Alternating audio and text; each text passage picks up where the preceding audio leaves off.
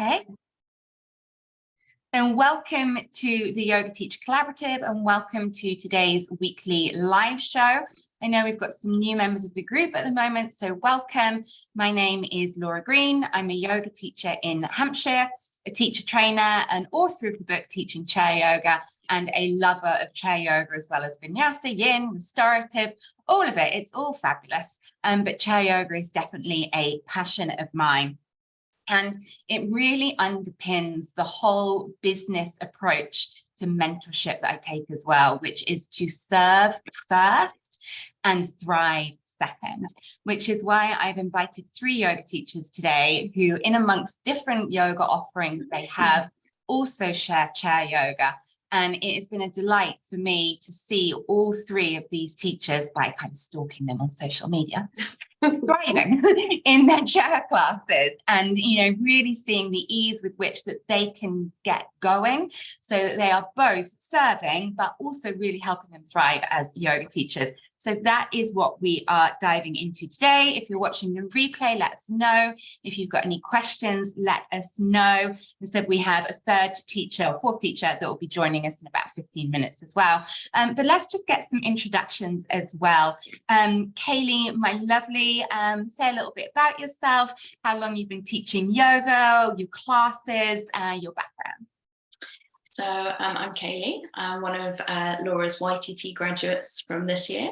I've been teaching chair yoga since July and I absolutely love it. I'm a primary teacher by trade, so I still work in school half the week, and then I teach chair yoga and gentle yoga the rest of the week. So yeah, that's me. I was really excited for you to come on, Hayley, because, in the grand scheme of things, Hayley is new to teaching yoga, having qualified in November, and it is now December, but she has been teaching since June or July. Did you just say July? July. And you set up a chair class first. Then that got so full and so popular, you opened another. And now how many classes do you have on your timetable? I have 4, which feels ambitious, but it's 2 in-person chair yoga classes that week to week are full, an online class in the evenings, which I'm sure we'll get into online offerings later on, and then a mat hybrid class, because one of my Friday class is so full from the chair. There's a couple of people that wanted to explore a mat class, but it just ends up being a bit of a hybrid. So it's kind of a runoff from the Friday afternoon class. So that's how it's come about. But yeah, it feels, amazing. So I just want to shine a little spotlight on that a little bit more in case anybody missed that. Hayley, as I said, qualified a month ago. You set up these classes in July and your 2 chair yoga classes are full. That's full. They're full. And I saw you put a post in one of our WhatsApp groups the other day about saying how many students you'd taught in that week. Can you remember what it was?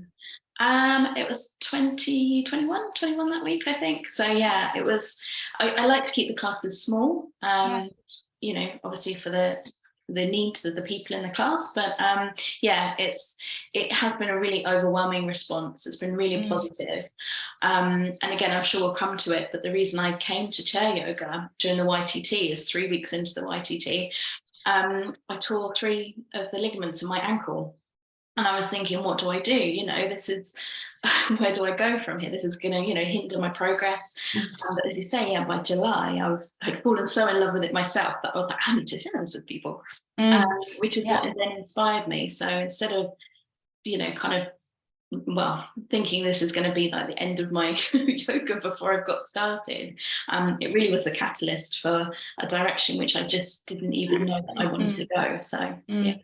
And I don't think many yoga teachers so fresh out of training can sit there and say they've got 2 classes that are full and 4 on the timetable from January, but that was never your driving intention to, oh my God, I'm going to fill up all of my yoga classes, do it super quick, be an amazing businesswoman and leave teaching. That was never your intention. Your intention was always first to serve your community, and the thriving kind of followed from that. Obviously, yes, you said you started teaching and exploring being in a chair because you yourself were recovering from an injury. But also I know you had a deep passion to help a certain group of people who might not otherwise have access to some of the more active vinyasa dynamic styles of yoga. So tell us a little bit more about who in your community you are able to serve with your chair yoga. Yeah, so it's a really good question. The whole point of me doing my yoga teacher training was to serve people like me, people that look like me, people that move like me. Well, it was 7 years ago now, I was diagnosed with fibromyalgia. And I remember wanting to do it, you know, my recovery holistically. And yoga was part of that. And when I moved into yoga classes, nobody there looked like me and nobody moved like me. And I found it really challenging, a really challenging experience that I had to really be quite, you know, stubborn about returning to. And I had to weather quite a lot of stigma. And I just didn't feel like I fit in anywhere that I went. And then I was lucky enough to find a couple of good teachers that were supportive and gave me options in my practice. So as I got healthier and fitter, I was able to do more. But it occurred to me that actually there's a whole community of people like me that are young and they're, you know, otherwise able. It's just they need the opportunity to feel included, to give them permission to listen to their body and not feel like every pose has to be performed a certain way. And not only that is to experience the whole of yoga as we know it as yoga teachers, which I think out there, obviously the perception is just the physical movement. But actually a lot of the people that I work with fibromyalgia or persistent pain or chronic fatigue are people that actually need someone to listen. They need someone to say, it's okay. That's, you know, listen to yourself today. Give yourself permission to move in a way that feels good. But also connecting. And so I could go off probably on a long tangent about this, but connecting to their bodies. When you're in pain or you're tired for an extended period of time, you become disconnected from that body, from your body, from who you are. So all of that is tied into why, you know, I wanted to do that, because I didn't want people to experience what I'd experienced. And I think it's really important, you know, there's such a huge community of all age ranges, you know, so that's really what drove me to it. And I think I know you teach gentle yoga as well as the chair yoga, but I think that's one thing to really think about with the chair yoga is actually sitting on the floor.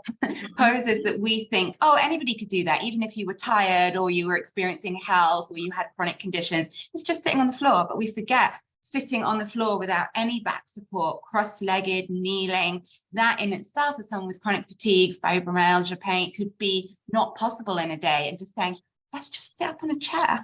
Yeah. That could make something that's otherwise completely inaccessible accessible. Mm-hmm. Emma, welcome, darling. Hayley, my love, let's hear a little bit about your classes and what's happening on your timetable with your chair classes. Okay, so I run various classes, weekly classes, monthly classes, yin, vinyasa flow, chair yoga. I do one chair yoga class a week, which is my favourite class. Even though I love all my classes, I truly, truly love that chair yoga class. It's always my busiest class. I always get between 12 to 20 people every week in the class. It's wonderful. I do, obviously it's chair yoga, so we sit on the chair, but I also adapt it so people can also stand. So we tend to do first half an hour on the chair. And then what I do is things that we're going to do standing, we've already done on the chair, for example, warrior 1, warrior 2. Then those that want to stand for around the 10 minutes, we stand up and we do all of the postures, but those that want to sit, they've already done it seated. So then they can, you know, they know what they're doing. I can help them, you know, when they need it. So it works really, really well. Also, when we're doing the standing postures, I give options for them to, you know, let go of the chair, for example, but I always tend to hold on to the chair, because you do find that certain people, as soon as I let go, they try and let go of the chair, but I tend to, you know, keep it that way just to make sure people are safe. But yeah, the classes are really, really busy. It's because obviously people find the physical benefits of yoga, which lots and lots of people know about, but also the social side of it. People come massively because they make friends, always make friends, and they're all my friends now as well, which is lovely. Social side of it, we all have a chat, we all have a natter, we all make friends, and we get together as well, coffee mornings, and we've got Christmas dinner next Wednesday after class, which is very exciting. So yeah, so my experience is it's just absolutely wonderful thing to teach, and I would definitely recommend people give it a go. Try chair yoga, it's wonderful. So you said, obviously on your timetable you've got some yin, you've got some vinyasa practices as well. What made you add a chair class?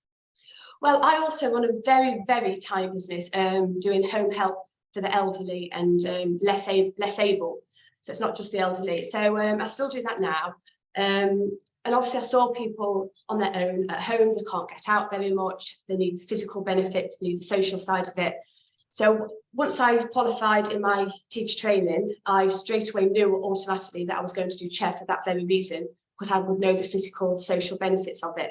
So that's why I did it. So as soon as I started my first vinyasa class, that same week, I set up a chair class. It started out with just maybe 3-4 people, and you kind of thought, oh gosh, is it going to be okay? Within a few weeks, it's just people coming all the time, new people. I always get new starters, but generally once they come, they don't stop coming, but they are there kind of forever. Because they love it, they get so much from it. And also, like I say, the social side, it's that they look forward to it. Some people, it's the main thing they get to do it each week to see people. But like Hayley said, it's not just I think she said it's not just older people. There's a much more younger people that come to my classes for various reasons. Maybe they can't just get up and down from the floor for whatever reason. Lots and lots of different reasons why. But convincing them to come to the classes can be a little bit difficult because they think it's going to be, and they're going to stand out. But definitely, once I've explained to them, because I run the same class all week, even the chair class is the same as my vinyasa class, and I just literally adapt the vinyasa class to the chair class, and it works absolutely wonderfully. So once they've realised that it is actually the same class as the vinyasa mat-based class, they come and they love it, and again they stick with it. So it's great in that way. You covered off just so many amazing points then, from exactly how to teach everything to everybody seated and then give the option to repeat something standing. But also, as you said, actually on the lesson planning and the sequencing, I am exactly the same. I teach my vinyasa practice all week, and then by Thursday it's my chair class, and I have my vinyasa plan on the floor, and we are adapting as we go. And it actually, when you let go of the rules and give yourself that creative freedom of, hey, how are we going to find that on the chair? It is so enjoyable, and it's not another stress of something else to, oh my God, what am I going to do with them? How am I going to think of a class? What can I do on a chair? And I sometimes find when I think like that, my yoga classes become almost oversimple. I'm like, it's just the same as any yoga that's sitting on a chair. It works really well. On that business marketing side of it, again, just fabulous to hear that of the classes on your timetable, it is the one that is the most popular. It is the one that's consistently full and is amazing. But as we know, as independent yoga teachers, classes start small. They don't start with lesson 1, roll in 20 people. You said it started with like 3 or 4, and you thought, oh my God, is this going to work? But you had that patience and consistency to know, okay, I'm serving. And then you said, and then just more people came. How did the more people come? What did you do to spread the word? I spread the word. I use Facebook a lot. I don't tend to use Instagram because I don't seem to get any work from that. Facebook is a really big thing for me, and on my own page, also sharing to groups like local groups, which works massively. Because obviously, a lot of the time with chair yoga, the people that come may not be on Facebook, but their daughters, their neighbours, that they're all on it. So it comes that way. I put posters up in the local shop. Just a few in the area, I live in a village, and then it was word of mouth. It really was just getting that first few there through the posters and things like that, and then after that it literally is word of mouth and Facebook. So Facebook is a really good way to to get the people in, I find.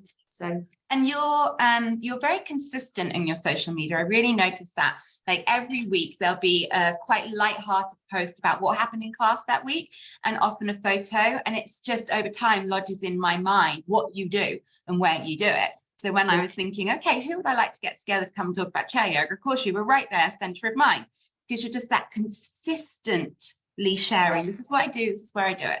This is what I do. This is where I do it. You know, quite understated, but consistent. How do you describe your chair classes when you're talking about them on social media? You said sometimes that challenge is persuading people who have an opinion that chair yoga is only for seniors. How do you talk about it? What words do you say? I talk about it, say that it is for everybody. Yoga is for everybody. Talk about how often people think that chair yoga isn't real yoga. Obviously, I explain that it really is real yoga. It's exactly the same as all the other classes that I do. I'm also kind of saying things like, oh, you know, come along and join our group, you'll make lots of friends, you know, things like that. I kind of make it friendly, as though they want to come to the class, and that's the way I tend to word, you know, my posts, and it seems to work quite nicely. So nice. Yeah. And again, that's that serve and thrive. Something else that you said, that your intention to do the community, the socializing, because you know people can feel lonely and isolated, but then so you wanted to serve, but then the outcome of that is, as you said, people are there week in, week out. Once they've started, they're so loyal. So again, from a business point of view, that really helps you to thrive because they're there every week. Yes, definitely. Yeah, definitely they are. And another thing I always notice is, you know, like in the summer holidays, for example, some of the other classes, the mat-based classes, they go quiet because obviously they're taking the children on holiday and all that. The people that come to chair classes, they don't go on holiday at that time because obviously it's more expensive. So over those summer breaks, holidays, you'll find that them chair classes are even busier, which is nice when the other classes have gone quieter. So it does really help in that way as well, I find. So yeah. That's amazing. Emma, my love, you come in on mute, honey, which you probably know. So let's hear your story. When did you start teaching? How long have you been doing chair? How are you finding it? So I started teaching yoga about a year ago now, and my background is I'm a physio, and I come from slightly different background to most people in physio, in that I'm a respiratory physio and work with people with long-term sort of chronic conditions, particularly respiratory conditions. And have been within that world looking at ways of making exercise activity accessible for people who maybe feel excluded from regular exercise classes. And so I've used chair exercise practices before I was a yoga teacher within my clinical practice to improve people's health and make exercise accessible. And then through kind of my training and thinking about chair yoga, it just felt like something that I really wanted to do and be able to offer. And I've since moved into a role that's within the community, and I'm seeing, you know, coming at it from my health background and seeing the people out there in the community who would benefit from access to activity, who are very excluded because, you know, and especially in yoga, if you think, you know, you've probably all covered already because I came in late, you know, the images that we have of yoga and what yoga practice is very different to what people see in themselves. And so I just feel, you know, the beauty of chair yoga is that it really offers people an accessible way to the health benefits, and it feels like a public health service, because from sort of with my physio head on, you know, I've had people of all ages, you know, I've had young people in their 20s. My current role, I work within long COVID, and I had someone that just so happened to turn up into my class in her 20s with long COVID, who her fatigue is, you know, she can't exercise and wants to find a way of being able to sort of re-engage with activity. So, and that's been really lovely. I've got people in my class who, another person with fatigue who came to my vinyasa class and then was unwell and had really struggled to get back into yoga classes. And I happened to run into her in the street and I said, oh, why don't you try a chair? Come along, try it for free, see what you think. And she came on Thursday and she was like, that was amazing. It was so nice, because she, you know, she'd missed being able to do her yoga practice and she was so dubious. She didn't know what chair yoga was. And I think that's the thing, until people come and they experience it and they see, you know, that it is very much like, and like you say, I come from it with a really adaptive approach. So I'm sort of relaunching my marketing to call it more of an accessible yoga class, because I have so many, like the people that come in have so many different needs. I have people that want to take the whole practice from the chair. Like you said, I have people that some of the practice they can do in the chair, but actually the chair makes some poses completely inaccessible for them. So they need to stand up to take some of those practices. And so, you know, the thing is, once you get a bigger class size, that becomes difficult to individually tailor it, and it's the physio in me that wants to individually tailor every single thing to every single person. But there is an element in that of knowing I've got these people in my class, and I know that person will need that person will need that, and you just get to know kind of what that your individual, you know, students need in the different flows. So yeah, I come to it from a sort of health benefit point of view, and working in my long COVID service, I'm like, everyone should just be sent to chair yoga classes, you know, just in that kind of rehab sense, to get people back into exercise. And like you were saying, Kelly, to connect with their body, to connect with their breath. There's so many people out there with breathing dysfunction, you know, in society, that don't realize it. And you get, you know, all these symptoms from dysfunctional breathing, and actually getting into a chair yoga class and just having an opportunity to connect with your breath, relearn good breathing technique, can have just such an impact. And we know that from our regular yoga classes. But again, the people that are in chair yoga that would benefit from a chair yoga class in some ways need that even more, because some of those things are what are preventing them from being able to access activity in other ways. But yeah, sorry, I go off on one. That is really empowering and really amazing to hear from that, how we are supporting the health service. And we know the health service is so overburdened. So any small change we can do through our yoga classes is so powerful. I mean, in my classes, we'll definitely look at, because one of the main reasons people are in my classes is it's getting up and down off the floor. Standing is fine for a lot of my students. It's the getting up and down off the floor. And, you know, I had the news on this morning, and it was talking about a gentleman that fell over in his shower, and it took 5 days for someone to rescue him from his shower. I'm amazed he's still alive. 5 days. And you think we reteach people in my chair class how to get down on the floor and how to get back up off the floor. It doesn't happen very often. We will do it on a case-by-case basis when someone is ready to do that. And because we can teach some person how to get up off the floor from a fall, we have done a service to the health service, to that person. So it's great to hear from that health service perspective. You also brought up the name, and we keep talking about chair yoga because we know what we're talking about. But yeah, I actually call my class is gentle yoga using a chair as a prop. Hayley, what do you call yours? Yeah, mine is gentle yoga for pain and fatigue. So, and then I will distinguish on the booking site whether that's chair or mat-based class, and then explain it in sort of the information about the class, because you're absolutely right. I think there is a stigma maybe attached to using that word, advertising it that way. And as we touched on before, you know, it's a multi-generational practice. So I think it can, you know, put people off if they assume that it's for older people when actually it isn't. So yeah. I think it's a double-edged sword, because I talk about mine being gentle yoga using a chair, wall for support. But I remember talking to another physio, Emma Sunita, that you know, and in her role as a physio, she had always thought that chair yoga would be 100% seated. So she has sent people to chair classes. And then I think I shared a picture, which was my chair lot standing up using the chair. She's like, oh God, I didn't realize you stood. So I think it's knowing that absolute clarity sometimes in our marketing of we saying this is 100% seated, or this class can be taken 100% seated, or, you know, to just having some clarity. Hayley, how are yours advertised on that basis? Mine is advertised as chair yoga. Yeah, I just put chair yoga, and like I say, everyone can stay seated, but then it's an option to stand up. But no, I purely just call it chair yoga, and that seems to work quite nicely for me. Yeah, exactly. And I think there's no wrong or right with it. It's just being really considered. Why am I calling it this? Is that a fair reflection, or should I call it something else? So what do you wish you had known or would have been easier, or what challenge maybe have you had to overcome with chair classes? Ooh.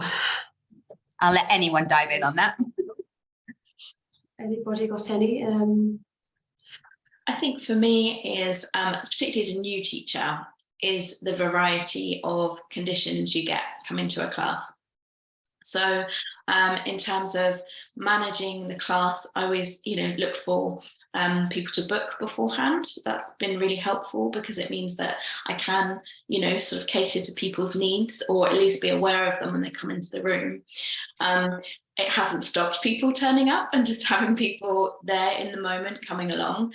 But I think for my first chair yoga class, I had maybe 21 different conditions that I was kind of catering for. And so not necessarily a challenge, but definitely something to be aware of when you're taking on a chair yoga class, is that people come to you, and we know that everybody's different, but just there is a little bit higher level of care in just making sure that you know the modifications. And I particularly love what Hayley was saying about that I do this in my class as well, where you run through a sequence and people can stay seated or then can come to standing. And as Emma just said as well about the, I have some ladies that actually find some sequences more difficult on a chair, so they choose to take it. So so that's probably the biggest challenge, is that flexibility over the amount of conditions that you're working with in that one class, which again is why I keep mine to 10 as a maximum. So yeah. And then I think it's allowing people to educate you, knowing that actually I don't need to be an expert on your medical conditions. I need to have time and an openness to listen, to let you tell me, to feel heard, and then to know the yoga.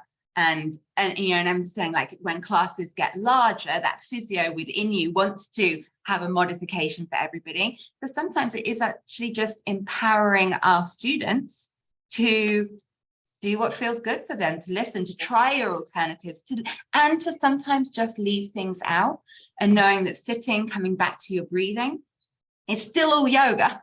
It's still all yoga. Something that I do, sorry to interrupt. Something that what I do, which is something that something needs to overcome by the students, is I always say at the start of the class, listen to your own body. So, for example, if I'm putting both arms up in the air, some people, for whatever reason, can only put one hand up this much, and they're desperately trying to do it. And I just say to them, look, just because I suggest you do this, it doesn't mean that this is what you need to do. So, for example, put your hand to your heart. Example, when we're in Warrior 2, maybe you want to keep your hands at your heart instead of stretching them out. Just things like that. And to begin with, they feel that they've got to copy everybody else. As time goes on, they listen to the body. I say to them all the time, listen to the body and adapt the posture to work for you. And over time, they actually do that, which is something, once that's overcome, then they can really benefit the practice, for their own body. So I think that works really, really nicely for me and my students. Yeah. And actually knowing that if someone's coming to class with a specific injury, that they're more than that injury. I have 2 students in my chair class. One has pins in her elbow, and the pins have come out and they're starting to push into the soft tissue, and she's waiting for surgery on it. And another one is missing a good chunk of her shin.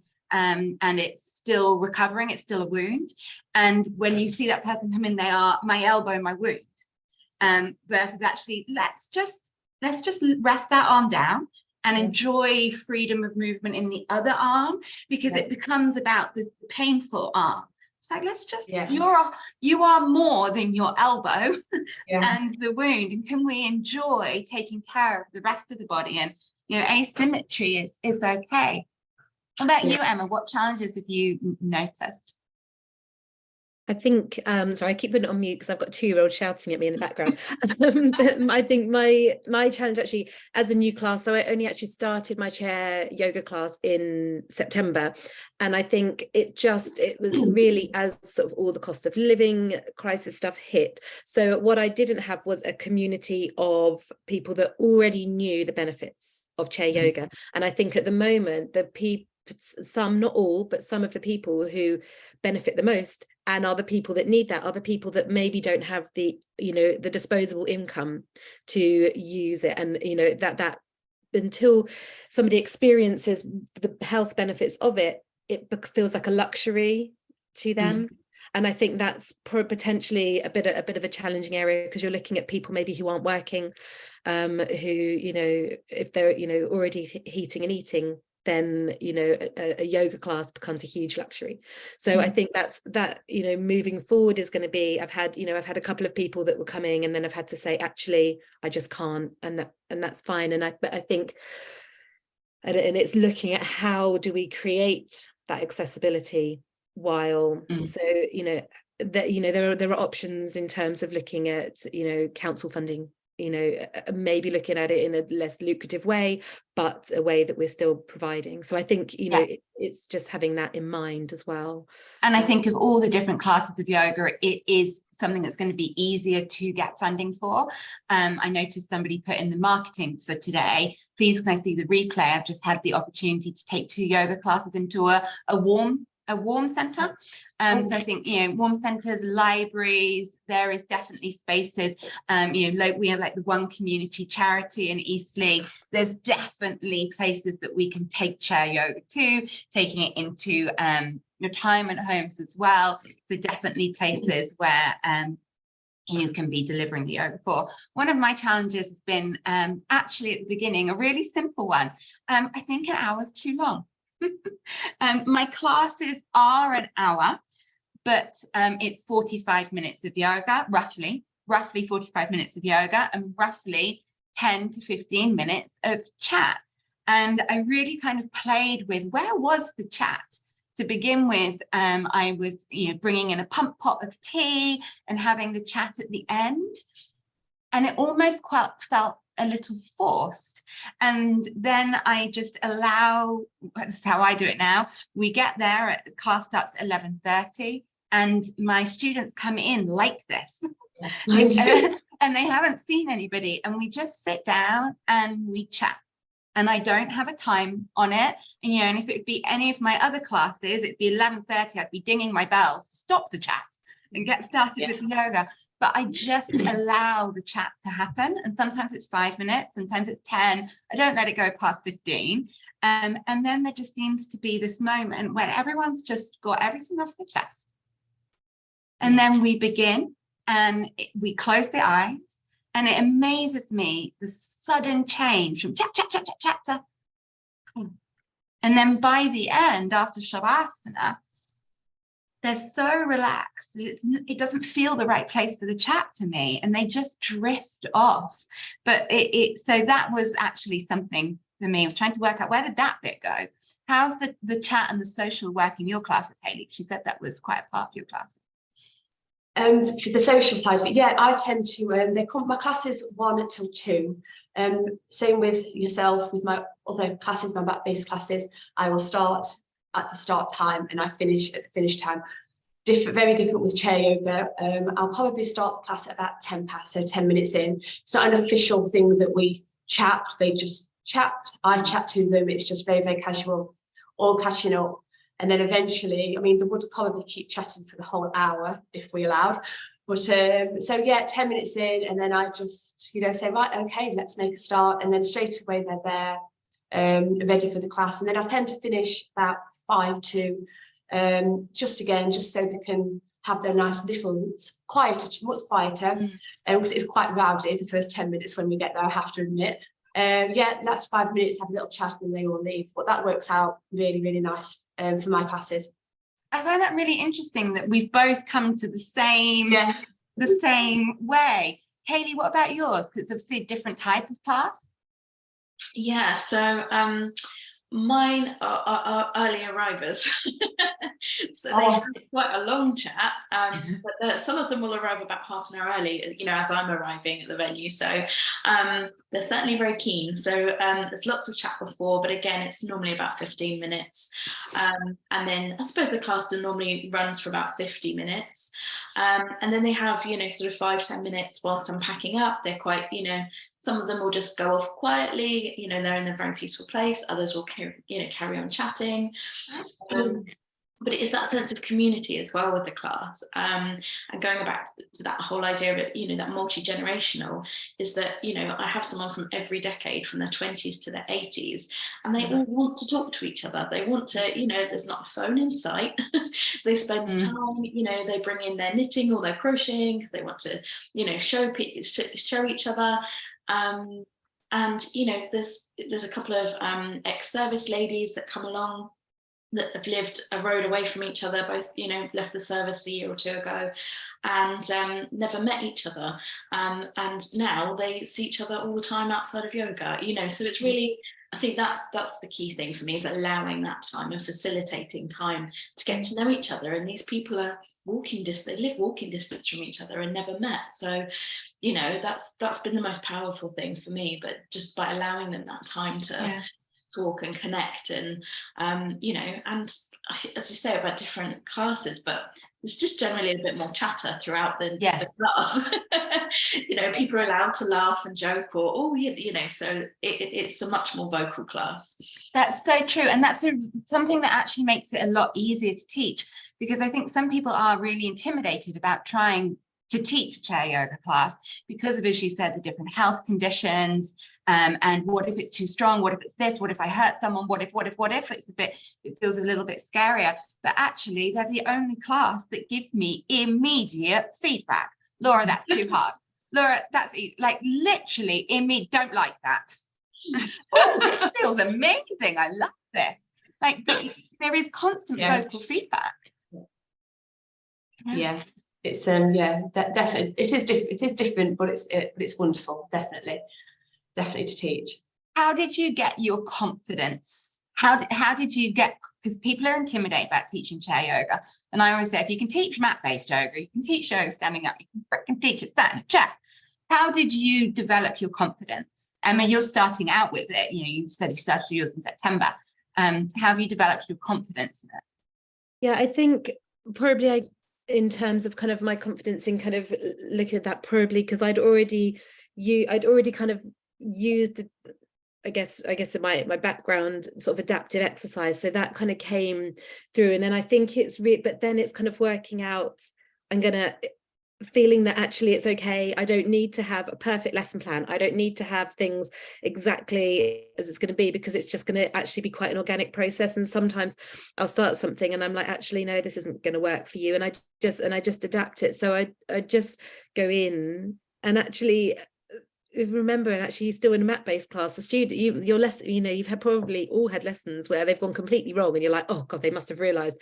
And people come up to you at the end still and go, that was amazing. It was such a good class. You're like, okay, I'm glad you liked it. And it's that same thing. So actually, I think it comes naturally. And I think practice as well yourself at home in a chair, and just feel what it's like in your body. I've moved to home working, and I spend a lot of time sitting in a chair now. And actually, I use chair yoga in my day while I'm at work, because it feels nice. I'm like, oh yeah, that's a really nice thing to take through to my class. So, you know, it's having a play around and just making and working out comfortably within your body how the postures are, and then it allows you to adapt it for people. But it doesn't have to be, you know, it depends what type of yoga you teach, but it doesn't have to be fluid, it doesn't have to be flowing, and all movements don't have to move perfectly in. You can take your time to get people set up in a posture, move from one position to another, and take their time. You know, it depends how you're used to teaching, but it's just, you take the same approach, but you just feels less formal, just much more chilled out and relaxed. Yeah, great advice. And Hayley, I remember when you were starting with your chair classes, sending you a couple of don't know what that was, sending you a couple of lesson plans. Yes, that was really useful. So that's how I started out with yours, which was very, very kind of you. The lesson plan. So initially I did chair yoga lesson plan. I had my other classes separate. It was chair yoga and did it that way. But then obviously, which was a perfect way to start, I felt, because then you kind of learn how to do the postures seated. But then once you do kind of get your confidence, and your confidence does come quick. I mean, after a few weeks, you think, oh, well, hold on a minute, this is actually, you know, this is great, and you can do it. So after that, that's when I started adapting everything to be the same as my vinyasa classes. And now even like some bit more complicated postures, I think I used to wouldn't go near them, but now I think, no, leave it in. Let's have a little play with the posture. Let's see how we can make it work in a chair. And if you can't, because there are some that you can't, but instead you can do all the things leading up to that posture. So obviously you get all the benefits to the body that everybody else is getting. Have you got a posture in mind? What, a more difficult posture, do you mean? Today, this week, we've done straddle. Is it straddle when you take the big toes and open the legs? Is that straddle? Yes. Oh, yes. Yeah, with them up in the air. Yes. I won't do it now. I was pushing back my chair. I was ready. Yeah. So with in the air, so you can't do. It turns out you can't do that on a chair because you can't grab the toes. Because you go wobbly on the chair. So instead, we had options to draw the leg more of like a half happy baby. So people had that to do half happy baby.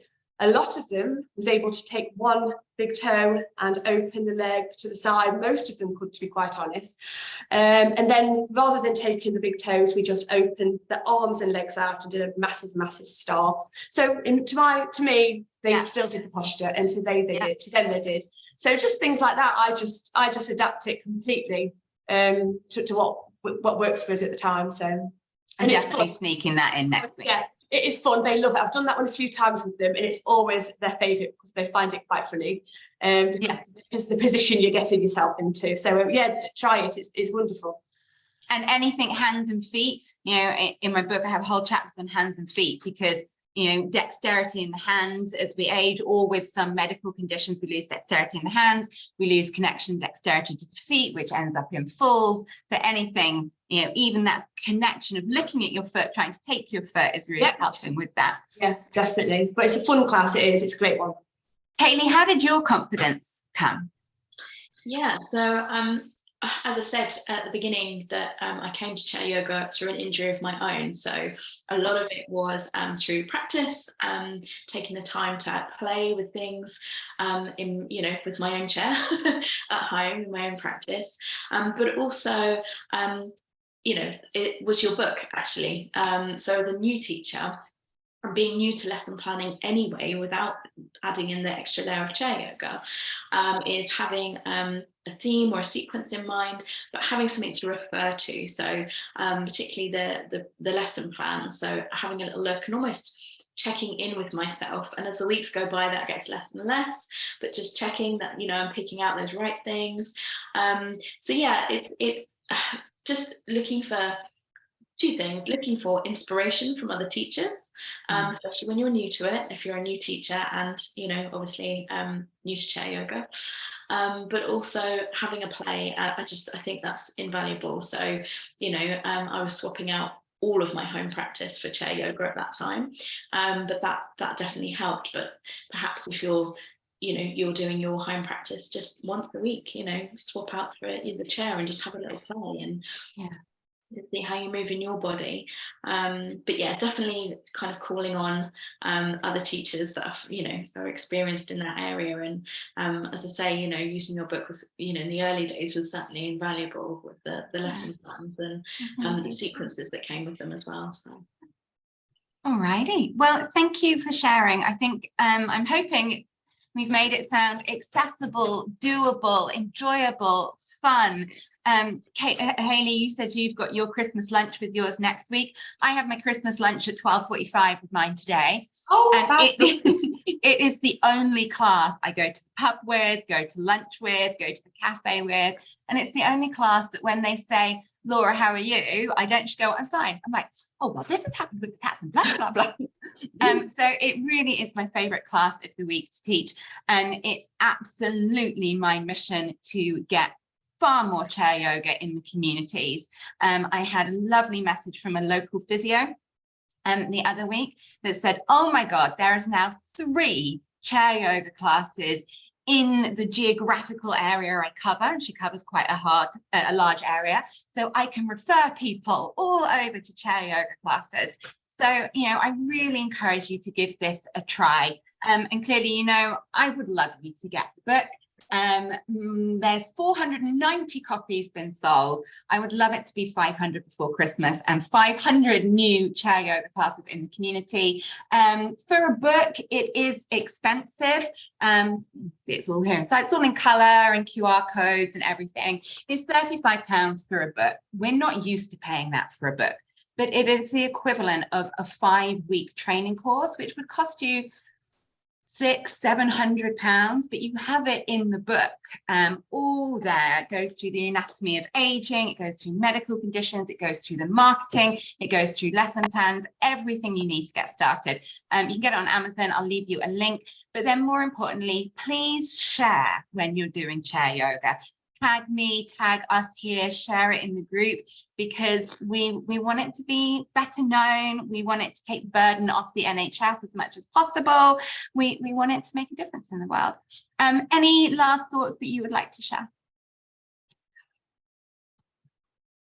I just think it's such a worthwhile experience. Yeah. It's just to see that community that builds, and to have people give you that feedback, and just for them to feel like they're included and that they could do something that they think that they couldn't do before.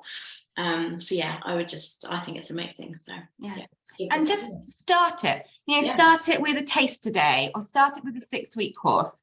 And if at the end of 6 weeks you didn't like it, don't do another 6-week course, but try. Yeah. There's never a reason to not try something, and you might find the best community. And as you heard these ladies say, their fullest classes, easiest marketing, and people you can go for a pub lunch. Yes, definitely. Yeah. Thank you so very much for your time. I appreciate it greatly, and we'll see you next time. Thank you. Thank you. Thank you. Thank you.